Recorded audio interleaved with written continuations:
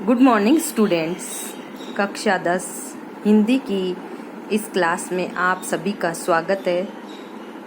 जैसा कि पिछले वीडियो में हमने सेनापति वाले पाठ में ऋतु वर्णन के माध्यम से ऋतुराज बसंत के आगमन पर प्रकृति में क्या परिवर्तन हो जाते हैं, किस प्रकार चारों ओर मनोरम दृश्य उपस्थित हो जाते हैं, उसका अध्ययन कर लिया था। आज के इस वीडियो में सेनापति द्वारा रचित ऋतु वर्णन के माध्यम से हम ग्रीष्म और वर्षा ऋतु के संदर्भ में प्रकृति में होने वाले विभिन्न परिवर्तन और विभिन्न रूपों को पढ़ेंगे। इस एक ही पद के माध्यम से कवि ने ग्रीष्म और वर्षा दोनों का साथ साथ वर्णन कर दिया है, जिसे देखकर ऐसा लगता है कि कवि की श्लेष अलंकार के प्रयोग में बड़ी ही प्रौढ़ता और प्रांजलता हासिल है, क्योंकि उन्होंने इसी पद के माध्यम से ग्रीष्म ऋतु की समता वर्षा ऋतु से और वर्षा ऋतु की समता ग्रीष्म ऋतु से करके एक ही पद में प्रकृति में होने वाले विभिन्न परिवर्तनों को हमारे समक्ष सूचित कर दिया है। तो जो ये सेकंड वाला पद है हमारा, उस पद में दो अर्थ निकलेंगे श्लेष अलंकार के आधार पर। एक अर्थ हम ग्रीष्म ऋतु के संदर्भ में देखेंगे और दूसरा वाला जो अर्थ है हम वर्षा ऋतु के संदर्भ में देखेंगे। कहने का अभिप्राय यह है कि इसी एक पद के माध्यम से ग्रीष्म ऋतु को कवि ने अपनी भाव प्रवणता और श्लेष अलंकार के सुंदर प्रयोग द्वारा वर्षा ऋतु बना दिया है और वर्षा ऋतु को ही ग्रीष्म ऋतु बनाकर हमारे सामने प्रस्तुत कर दिया है। तो देखिए, सेकंड वाले पद पर आज हम आ जाएंगे। सेकंड वाले पद में देखे क्षिति अंबर जले हैं चारी ओर छोर।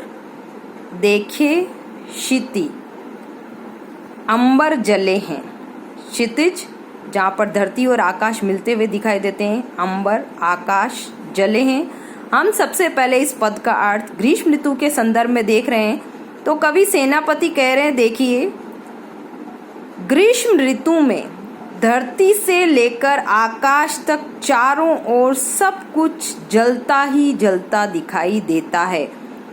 मतलब धरती और आकाश के मध्य जितनी चीजें हैं, ग्रीष्म ऋतु के ताप से चारों ओर ज्वलनशीलता दिखाई देती है।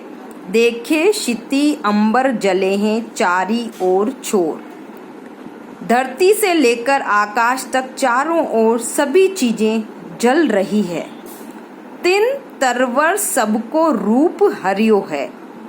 ग्रीष्म ऋतु ने तिन यानी तिनका, तरुवर यानी पेड़, सब ही को रूप हरियो है, सभी का रूप हरण कर लिया है।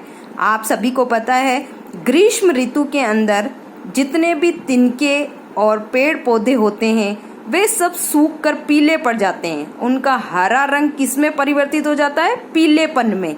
तो कवि सेनापति कह रहे हैं कि ग्रीष्म ऋतु के प्रभाव से तिनके से लेकर वृक्ष तक सभी का रूप जो है हरे से पीला हो गया है, यानी ग्रीष्म ऋतु ने उनका हरे रंग जो था उसको हर लिया है, उसका हरण कर लिया है।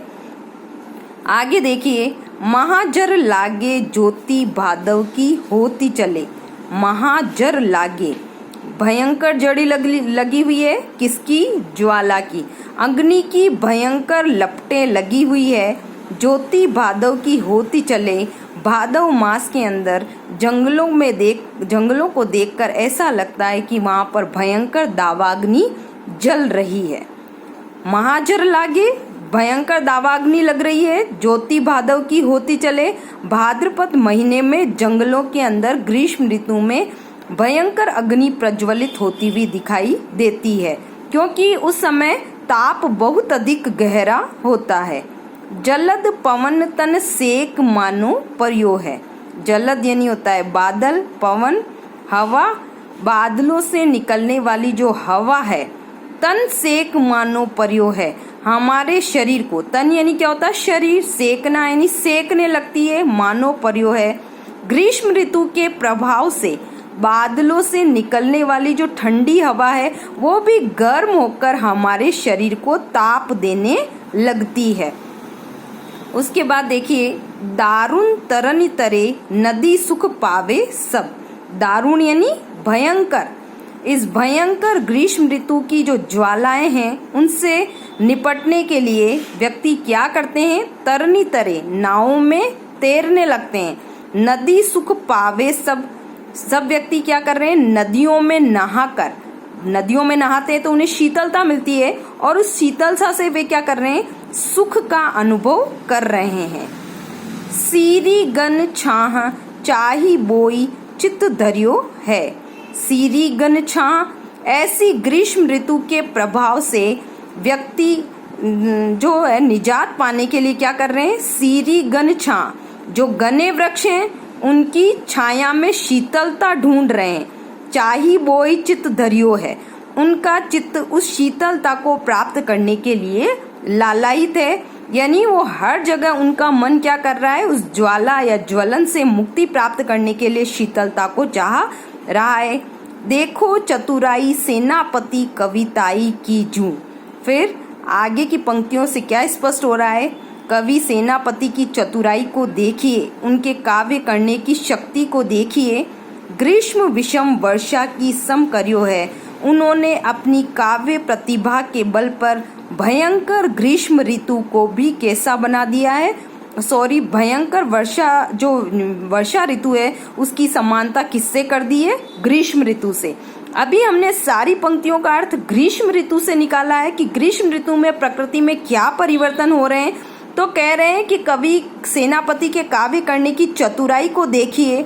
उन्होंने भयंकर जो वर्षा ऋतु होती है या वर्षा ऋतु में बादलों की जो जड़ी से बरसात की बूंदें टपकती है, उस वर्षा ऋतु को क्या बना दिया है?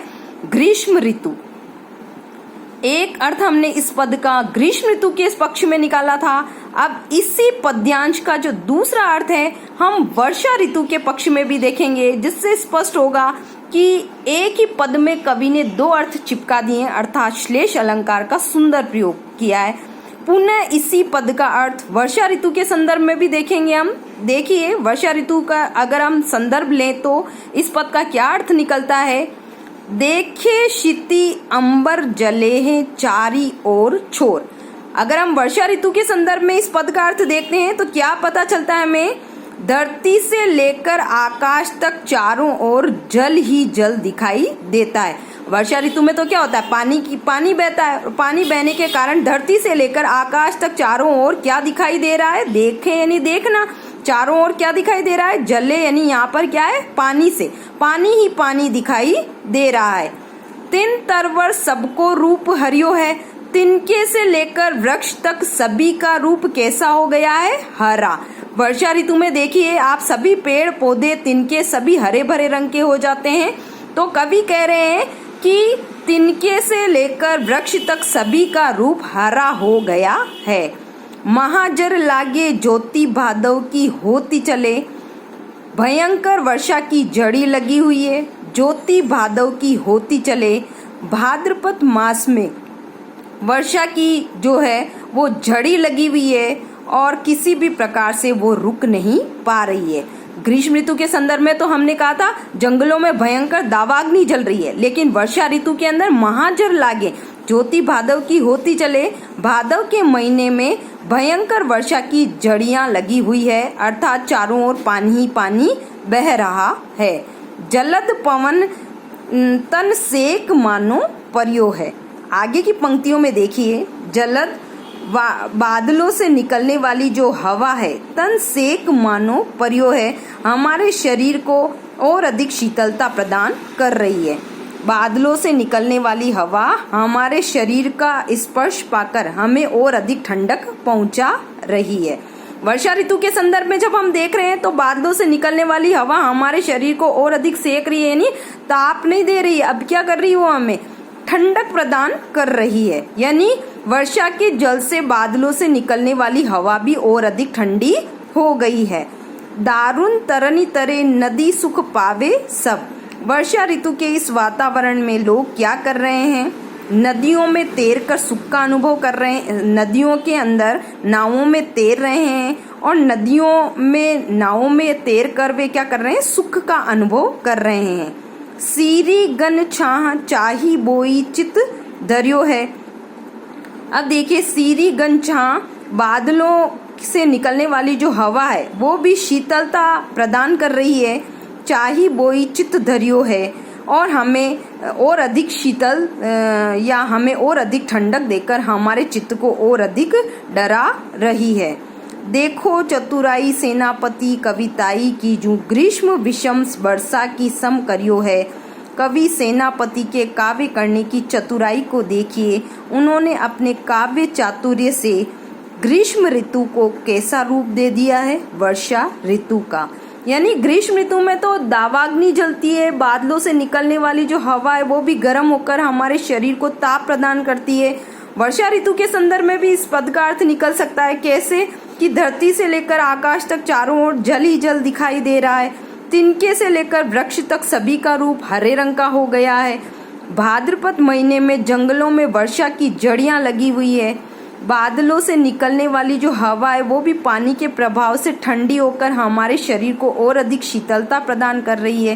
दारुण तरनी तरे नदी सुख पावे, सब वर्षा में लोग नदियों के अंदर नावों में तैर कर सुख का अनुभव कर रहे हैं। सीरी गन छाह चाही बोई चित धरियो है। बादलों से निकलने वाली जो ठंडी हवाएं हैं वे भी और अधिक शीतल हो गई है और हमारे चित्त को और अधिक ठंडक प्रदान कर रही है।